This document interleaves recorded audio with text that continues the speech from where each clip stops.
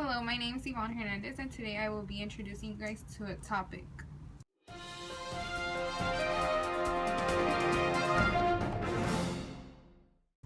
This topic is important because there are many people in our communities who suffer from these exploitations just because they are immigrants. And today we will present you with many of the things they suffered coming, being, and trying to stay here in the United States.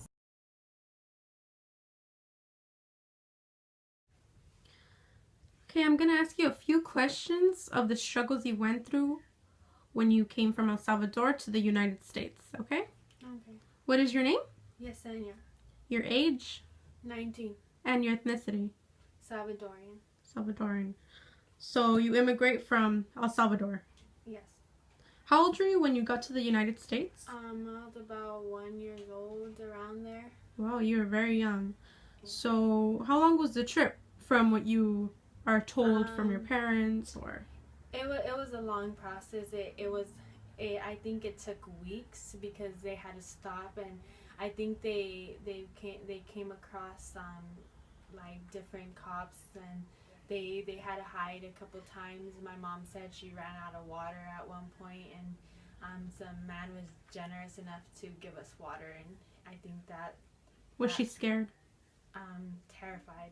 Terrified. My mom said she almost got caught, and she had to run. Do you work or study in the United States, or are you unemployed? And right now I'm currently unemployed.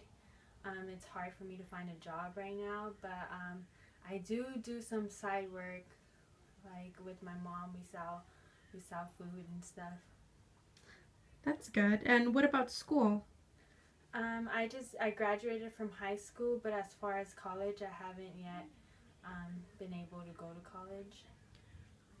So you've had difficulties obtaining a job or being part of a college because you're not provided FAFSA like regular students would be? Yeah, I actually haven't had a real job because I haven't been able to get a real job, so I just do side jobs to get money and help my family. You are aware of the DREAM Act, are you? Yes, I am aware of the DREAM Act. Okay, so what difference would there be if you were a legal resident of the United States? Do you believe you would be working right now and in college, or? Yes, I think I would have more opportunities to further myself. I would go to college definitely because I did have good grades in high school, and I know my situation would be a lot different for me and my family. What was the most difficult thing you think your parents left in your hometown? They left a lot of family. My mom, she hasn't seen her mom in 20 years, so she hasn't seen her in a very long time. I never met my grandma. Oh, wow. And I think that was the hardest part, but she did it to want for us to have a better life here in America. And I think, from what I know, the situation in El Salvador, I think it's better here. I see more opportunity here, and I think one day I'm gonna be able to go to school here. And yeah, you will. You just need to have hope. Would you rather be in El Salvador or would you rather be in the United States? Definitely the United States. I've never actually gone back to El Salvador. I don't remember anything. I was really young, but I see the United States has lots of opportunities for me to succeed. Okay, thank you, Yesenia, for your time and for letting me interview you. No problem. Bye-bye. As you have seen with this previous Salvadorian girl, she encountered many issues trying to be a student, which is why she found it way easier to obtain a job or something similar to it, which is nothing as a career would help her. But with the newer generations, they now have a DREAM Act, which is a little more help for them, but it's not as much as a legal resident or a U.S. citizen would have.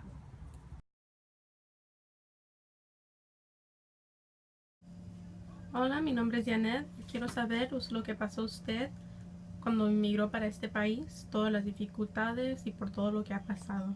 ¿Cuál es su nombre? Alicia Camarena. ¿Su edad? 42 años. ¿Cómo se identificaría usted? Mexicana. ¿De dónde inmigró usted? En Guadalajara, México. ¿Cuántos años tenía usted cuando llegó a los Estados Unidos? 20. ¿Cuánto duró el viaje de Guadalajara, México, a los Estados Unidos? 2 días. ¿Y le cobraron cuando tuvo que venir para acá? ¿Le ayudaron? Sí, me cobraron $100 en ese tiempo. Crucé por el bordo de Tijuana. ¿En Fue- qué año fue esto? Fue en el 90. ¿Tuvo usted unas dificultades cuando pasó para acá? ¿O todo pasó bien como planeó usted? Sí, todo fue muy bien. Pasé muy fácil por el bordo. Solo tuve que crucé el bordo por de Tijuana, de ahí llegué a un McDonald's y es todo. Ya de ahí ya pasamos rápido para acá, para Los Ángeles. Cuando llegó a Los Ángeles, ¿usted estudió o trabajó? Estudié y trabajé. ¿En dónde estudió usted? Yo estudié en la escuela, en la Garfield para adultos, Ajá, Adult School. sí. Ajá. ¿Y dónde comencé trabajando en una imprenta. ¿Qué es una imprenta? En esa imprenta hacíamos tarjetas de todo tipo, tarjetas de Navidad, tarjetas de Valentín, todo eso. ¿Usted nunca tuvo dificultades con un trabajo o siendo parte de una escuela? ¿La aceptaron a usted muy rápido cuando aplicó? Sí, me aceptaron. Solo tuve una dificultad en un trabajo cuando en el año 95 estuve trabajando en un restaurante y ese jefe que tenía yo no tenía bien los documentos todos bien de todas las personas, aceptaba jóvenes menores de 21 años y nos pagaba muy poco, muchas horas por muy poco dinero. Fue investigado, creo que lo demandaron y tras esa demanda llegó la migración. Ahí me agarró la migración a mí, estuve detenida por 15 días en la cárcel de San Pedro. ¿Qué dijera usted que es la diferencia de su vida si usted fuera una residente legal de los Estados Unidos? Pues si fuera una residente legal de Estados Unidos, tuviera más oportunidades. Me devolverían también mis taxes porque en eso no tenemos esa oportunidad de que nos devuelvan nuestras ganancias de lo que nos han quitado trabajando. ¿Usted cree que su vida fuera mejor que la que está viviendo ahorita? Yo digo que sí, porque los residentes y ciudadanos tienen muchas oportunidades. ¿Qué fue lo más dificulto que dejó en su estado de Guadalajara? Mi familia, mis padres. Ahora que ha vivido en los dos estados, ¿qué es diferente de ellos dos y por qué? Aquí en Estados Unidos estoy muy bien por las oportunidades y porque uno puede ganar bien. Económicamente puede estar uno mejor. Y ahorita en México hay muchos problemas, está muy baja la economía, no hay trabajos. Pues si tuviera que decidir si quedarme o irme, pues es mejor quedarme. Muchas gracias, Alicia, por su tiempo. De nada, gracias. Person, we are seeing one of the biggest fears that these immigrants encounter, which is deportation. Many of these people are being deported on a daily basis, leaving their families behind and having nowhere to get to in Mexico. That's because many of their lives they've spent it here in the United States. And that is what we're trying to make everybody aware of. That deporting them won't help the situation, but it'll just make it worse. You will separate families, and it will cause a lot of chaos in these people's lives who are just trying to work here in the United States. We also interviewed another person who wished not to be recorded, but she was able to answer all of the questions we asked. Her name was Elisa Brian Lee. She was 23 years old, and she considers herself to be an Asian. She immigrated from Asia when she was just 10 years old, and she's still able to recall some of the things that were presented while she was trying to get to the United States. She says that her trip took over 2 weeks. She is not able to recall how long exactly, but she knows that it was around 2 weeks. Some of the difficulties that she encountered while coming to the United States was losing her mother in a crowd of people there, which made it almost impossible for her to find her mother.